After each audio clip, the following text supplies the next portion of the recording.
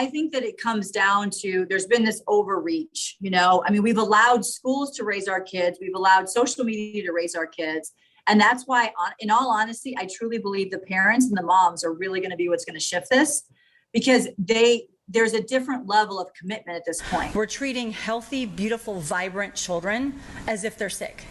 And when a child comes in and they hide behind their mask, this is trauma. This is trauma that we're instilling on our children. And these are beautiful kids that their life is not going to be the same. And I've done this for more than 25 years. And I want to implore you to think about what's going on in the schools. And you guys sit in a privileged position to be on this board. I sit in a privileged position to work with children and to work with their families. I take this very seriously, as I'm hoping that you do as well.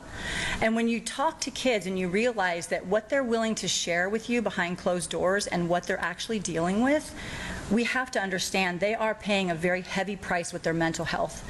And we're going to see this play out over the next few years if we don't understand that we have to broaden this conversation. Educate or vaccinate shouldn't be in the same sentence. If your whole end goal is to vaccinate every kid and keep them behind a mask, then you don't deserve the position that you have right now, because education is huge in this world. And as we know, kids are the ones that are going to carry the torch on. So we're looking at a generation that you won't see the effects of this maybe right now, but you will in the future. Trauma starts when they're young, and it perpetuates their life into the future, and that's how they actually are in the world, is what they've experienced. So I would hope that an education is a good experience. Gen Z is getting their asses kicked. I want you guys to understand you have a voice. We need your voices today. And I want you guys to understand you're valuable in this world today. Every single one of you guys has been equipped in a specific way. And it's really important that you know that.